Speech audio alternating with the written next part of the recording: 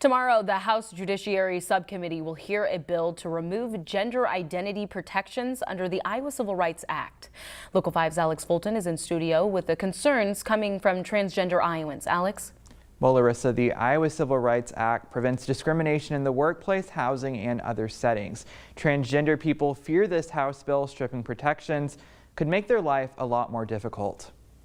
I can remember just a little bit, like wondering in my room, I wonder what it would be like to be a girl. At the age of 5, Lily Bjorklund from Ankeny told her parents she wanted to be a girl. She told us when she was 5 very clearly that she was a girl. Her family has always called Iowa home, but now they're looking at moving if a House bill becomes law. Moving would be making me make a whole lot of new friends, and it would impact a lot of people in a really negative way. The piece of legislation would remove gender identity as a protected class under the Iowa Civil Rights Act. On X, Representative Stephen Holt, who sponsored the bill, said, quote, "Over the past few years, the Iowa legislature has passed a number of common sense policies at the urging of Iowans, such as protections for girls' sports, locker rooms, and restrooms, and prohibiting gender-affirming care for minors. I have reached the conclusion that these policies that are overwhelmingly supported by Iowans are at risk so long as gender identity remains a protected class in Iowa code." Drake law professor Sally Frank explained transgender Iowans likely wouldn't be able to change their gender on their license under the bill. Generally, people would change their name and their birth certificate gender identity and then take that and say, this is who I am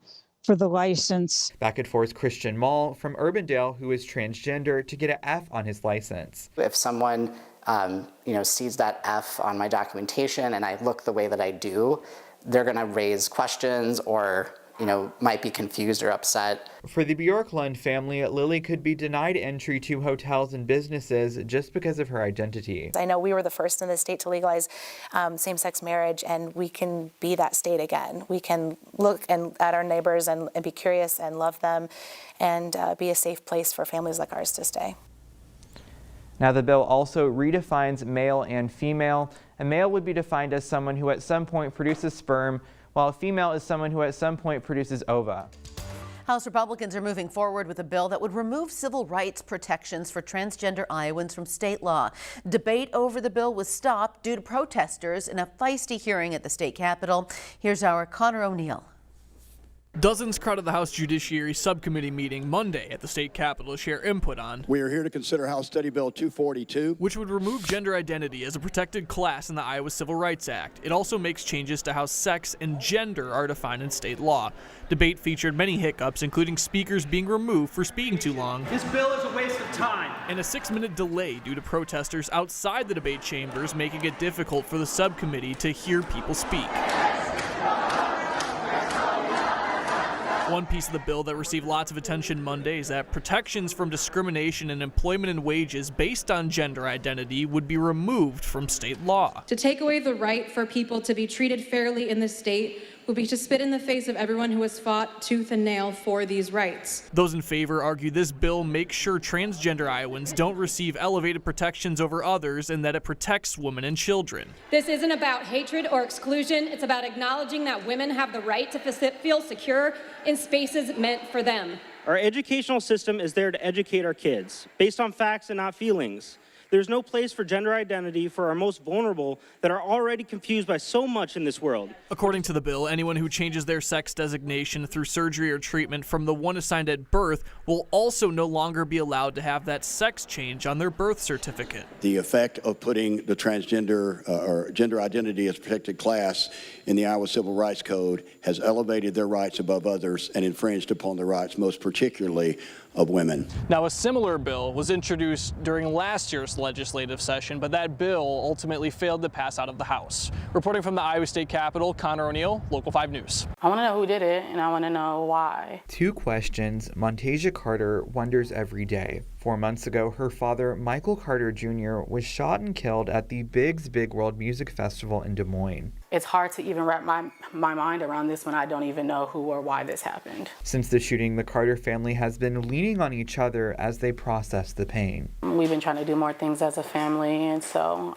that's been helpful. So far, detectives on the still unsolved case have interviewed a number of festival attendees. So some of the people that they've talked to may have been clear on the other side of the park and didn't actually witness the actual incident itself, but they're still following up on those leads too. However, the Polk County Sheriff's Office is having a hard time getting more people to talk. We've had some challenges with some of the witnesses that are either scared to come forward, or just I guess don't think they have all the information that they need to come forward. I just feel like there are so many people out there.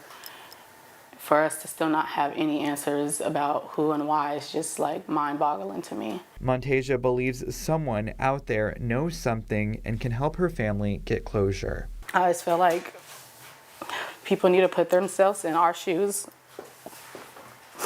and see where we're coming from, and sorry. Now, anyone with information on the October 19th shooting is being asked to contact the Polk County Sheriff's Office. Those with information leading to an arrest could receive reward money. You can find the Sheriff's Office contact information on this article on our website, weareiowa.com. Stephanie. We begin tonight with another busy day at the state capitol. Lawmakers have advanced lots of bills so far this week, including giving parents more rights to supervise their children's social media activity. Our Connor O'Neill reports the potential impact on Iowa kids moving forward. In a bill moving through the House, anyone under 18 years old would not be allowed to have their own social media account unless that platform received authorization from a parent or guardian. Parents would also be required to have access to the account to view their child's posts and could revoke admission at any time. Those in favor say the bill is meant to protect children from online predators and provides parents with more oversight into their kids' behaviors. This is a good bill. This provides parents parental rights as far as working within the social media platforms, as we know, is a daily piece of our children's lives. Representative Fedd amended the bill Tuesday to omit interactive gaming applications from the bill's qualification. However, Representative Wilburn said these apps can provide college scholarship opportunities to kids who may not have parental support who use them. To use some educational social media platforms to upload videos or just demonstrate their skills for folks in the Air Force, for example, using the 3D for flight simulation, that type of thing. So. Opponents of the bill argued Tuesday that social media companies may be granted more access to personal information. Representative Holt took time to mention that someone had told him on Monday that he did not advance legislation supported by Democrats, but he did with this bill on Tuesday. House File 278 is amended. Will move to the floor as a committee bill. Lots of good legislation today with bipartisan support. That is appreciated. Now, because the bill passed through a House Judiciary Committee on Tuesday, it now becomes eligible for debate on the House floor as soon as Thursday. Reporting from the Iowa State Capitol, Connor O'Neill, Local 5 News. The city of Ames is working on an ordinance to ban camping and sleeping on public property. It follows in the footsteps of similar policies adopted by Des Moines, Ankeny, and Waukee. Local 5's Alex Fulton is in studio after attending the Ames City Council meeting where this issue was brought up. Alex. Well, Stephanie, the ordinance is still being developed, so no action was taken at tonight's City Council meeting. The general consensus from the council was that homelessness is a complex issue that will take some time to solve. From what I've seen so far, I doubt that an ordinance will be the best tool to address this. Most council members agreed that the city of Ames shouldn't rush to develop a policy to ban camping and sleeping in public. How are we collecting fines from people? Are we storing property and then logging it and tracking it? I mean, there's a whole host of complicated things that affect many sides of the equation.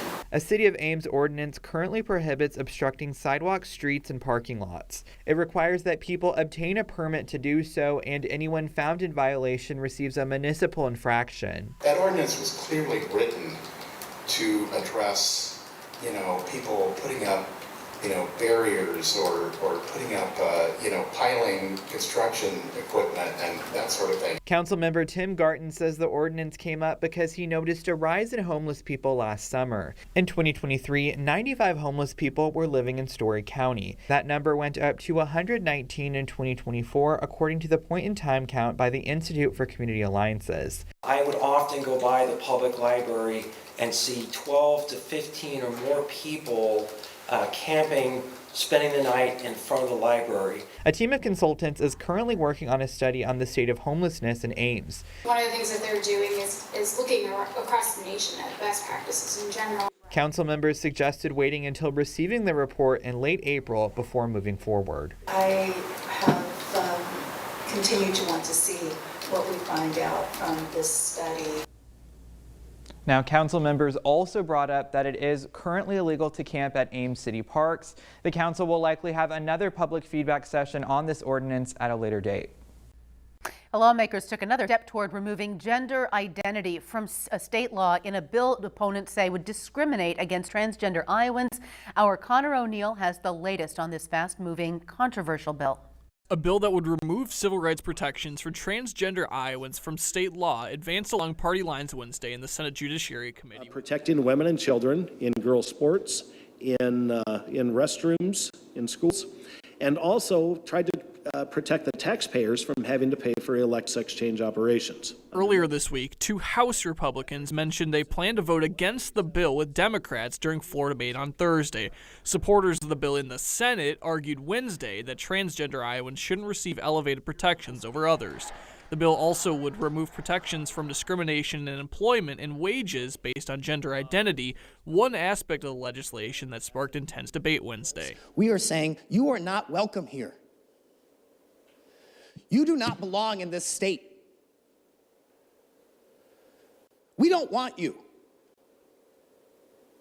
That is what this bill says to every trans Iowan, to every person that has issues related to their gender identity.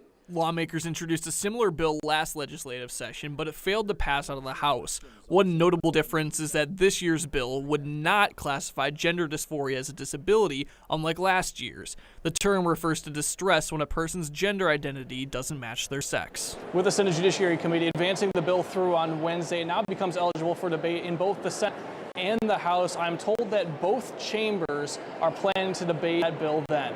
Reporting from the Iowa State Capitol, Connor O'Neill, Local 5 News. Well, Iowans are getting ripped off at one place we all use. It's got the attention of the state's top cop, who said today this scam has to stop. Larissa Leone is here to tell us where this first of its kind investigation is happening. Well, Stephanie, according to a report from Attorney General Byrd, Iowans have lost over $20 million to scammers through transactions made at Bitcoin Depot and coin flip kiosks in less than 3 years. One woman is among those affected, and she explains why the Attorney General's incentives to address scams involving cryptocurrency ATMs are essential. As a retired nurse of 40 years, Lori considers herself an educated person, though after losing her husband, she fell victim to a crypto ATM scam. Had my husband still be alive, this would probably have never happened to me. Lori says the scam started with an urgent call from Amazon that went to her voicemail. Within the voicemail, the message asked Lori to call back about an iPhone the caller claimed she had ordered. I don't even have an Amazon account, and I didn't make that request. So then, while she had me on the phone, she told me that there was also 10 fraudulent accounts opened up in my name. 30 minutes after the first call, Lori got another one, this time from a man claiming to be a federal marshal. I'm not really a gullible person, but he had me so fear-mongered. I believed he was a law enforcement officer. That person told Lori she had a warrant out for her arrest for money laundering, and if she didn't use this help, she faced extradition to Texas for trial. The man told Lori that to avoid jail, she had to put money into a federal account, and she received that money back once the case was resolved. I ended up going ahead and getting the money out, $25,000. Lori paid through a crypto ATM. That $25,000 vanished, and investigators say Lori's loss isn't unique. In the past year alone, the Ankeny Police Department has reported over $130,000 lost to scams involving cryptocurrency ATMs. Just last night, our department took a report of a victim losing $10,000. Attorney General Brenna Byrd's office has filed 2 lawsuits within the Polk County District Court against both Bitcoin Depot and CoinFlip for violating the Iowa Consumer Fraud Act. Both those investigations are ongoing. Stephanie? Abazi Afia is making a name for himself as Iowa's first Black comic book publisher. As Black History Month comes to a close, Local 5's Alex Fulton shares how he's changing the comic book landscape. Hey Stephanie, Bazi Afia only got into comic books 5 years ago during lockdown. Ever since he started comic book writing, he's wanted his stories to include characters that look like him. This is Azriel. She is the warrior princess from Earth. Flipping through Bazi Afia's comic books, the pages are filled with black characters. That is the bread and butter of what I do, bringing authentic representation to science fiction and fantasy. Afia is the owner of Sincil Studios, Iowa's first black-owned comic book publishing company. It means sequential art, but it's actually from an ancient form of storytelling. They would draw on folded pieces of paper. 3 years ago, Afia started his business as a way to tell the untold black stories. Usually when we get black stories, it's about segregation or slavery, and I want to see more black kings. I want to see more uplifting of black cultures and black characters. To date, he has published 4 comic books, all set in outer space, featuring only black characters. The AIs in there are modeled after black historical figures like Mansa Musa, Pharaoh Taharka, Jomo Kenyatta, just a bunch of different people from Pan-African history. Afia also uses his identity as a veteran as inspiration for characters. Realizing that the veteran voice is a minority as well. And they deserve to be heard as well. So in one of my books, I also incorporated that in there. At the end of the day, Afia just wants black kids to see themselves in comic books. We can be the main character. Our culture can be celebrated. We can have cool animations and be in sci-fi and fantasy and all these things. Some powerful words there. 2025 promises to be a big year for Afia, with more comic books and more Comic-Con appearances on the horizon. We begin tonight here in the state capitol as legislators vote on a bill that would strip the state civil rights code of protections based on gender identity. Protesters gathered inside the rotunda opposing the bill, which could soon be signed into law. It is a huge day at the Capitol as the bill races through the legislative process. After being introduced just last week, both chambers put this bill on the debate calendar today. Opponents argue the bill would discriminate against transgender Iowans. Local 5's Connor O'Neill is live at the state capitol tonight with the latest. Yeah, Stephanie, well, the House and the Senate both just finished up debate and both passed the bill within the past hour in their respective chambers. 5 House Republicans joined the Democrats against the bill, while in the Senate, all Republicans voted for it. It's obviously a bill that draws in a lot of attention and a lot of people. I've never seen the amount of people show up at the Iowa State Capitol like there was today on all sides of the building. They're trying to get in here for debate inside the chambers and also for this morning's House public hearing. Most of this week, people have flooded the halls of the Iowa State Capitol to protest an identical bill on the House and Senate that opponents say could expose transgender people to discrimination in employment, housing, and education. During a public hearing Thursday morning, opponents argued this bill is not about protecting women, it's about taking away rights and protections from transgender Iowans. Separate but equal is not inherently anything other than unequal. And to say that it is not is to ignore the teachings of our civil rights leaders of the past. Those in favor added that the legislation adds common sense protections for women and children from transgender boys and men in bathrooms and locker rooms, and add it does not discriminate against a group of people. It's not rocket science, it's not deeply nuanced. It's 1 + 1 = 2 legislation.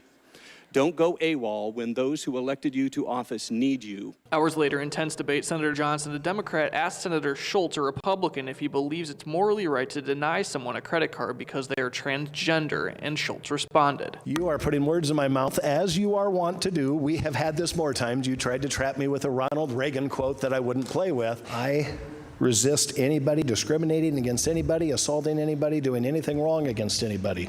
But this bill addresses protecting women and children. Democrats say the Republicans' argument that some people have special rights over everyone else is not true. Instead, they claim the Civil Rights Act already guarantees equal rights. And so when you sit here and tell us that you're trying to protect women and trying to protect women, what does this do to protect those folks? What we're doing is shutting off credit to people.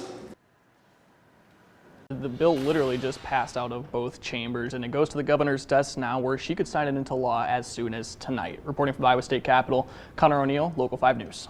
The latest report from the Iowa Cancer Registry is shedding light on Iowa's cancer data. Local 5's Larissa Leone joins us with how a cancer survivor and a director of a cancer center feel about this report's findings. Last summer, Mitch Henry started feeling something wrong in his stomach area. After a biopsy on his pancreas and liver, he was diagnosed with pancreatic cancer, though the results were not a surprise to Henry. My mother passed away 23 years ago from pancreatic cancer. My grandmother passed away from pancreatic cancer in the late 60s, early 70s. And my aunt passed away from cancer pancreatic cancer about 10 years ago. Before Henry was faced with his bad news, his wife had some of her own. 2 weeks before I got diagnosed with pancreatic liver cancer, she got diagnosed with cancer on her right side in her rib area. According to the most recent cancer report, over 20,000 new invasive cancers will be diagnosed among Iowans in 2025. An estimated total of over 6,000 Iowans are expected to die from cancer this year. And the state is once again shown to have the second highest age-adjusted rate of new cancer diagnosed, being one of only 2 states seeing those age-adjusted rates of new cancer rise. While the data raises some red flags over illness rates, the director of the John Stoddard Cancer Center says there's also a strong focus of support. This year, the Cancer in Iowa report focused on the needs of cancer survivors. I think we're in a really lucky position that more people are living after their cancer treatment. With federal department cuts, Henry says his biggest concerns are for the future of cancer research. With cuts, in all the departments, especially in research, it's really going to have a long-term effect. We may not see the effects of it today or tomorrow, but a year from now, 2 years from now, 4 years from now, you're going to see that. One Iowa nonprofit with a decades-long history of resettling refugees is at a standstill with the federal government. President Trump halted the nation's refugee resettlement program soon after taking office, and that barred more than 100 refugees from coming right here to Iowa.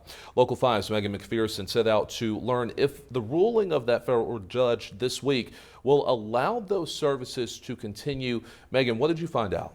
Yeah, Dana and Joseph, Lutheran Services in Iowa prepared to welcome over 100 immigrants and refugees to the U.S.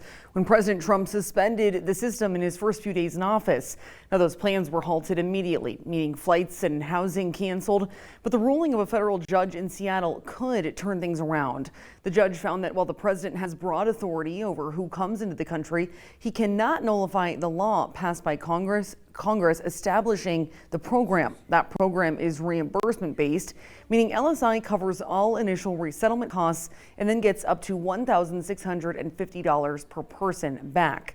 Now, through private support, they have continued to support 191 families receiving their services, but the director says they are prepared for worst case scenarios.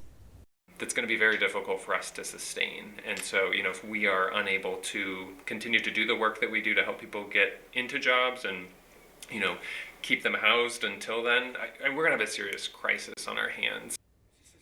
Now, I also sat down with a family from the Democratic Republic of the Congo who came to Iowa in 2023 after a 10-year process. One of their sons is unable to enter the U.S. due to President Trump's block, a difficult reality that they have struggled to accept. I still have hope that we're going to be reunified with my son. He's just one kid out of 12, so he's just there remaining by himself, and we are here on our own, and it's really affecting our family. As of now, it's unclear if the judge's ruling will allow refugees to enter the U.S. once again, as the Department of State books those flights, not the nonprofit organizations. Right now, LSI is focused on generating enough funding so their services can continue. And if you'd like to help, you can visit their Facebook page for more information.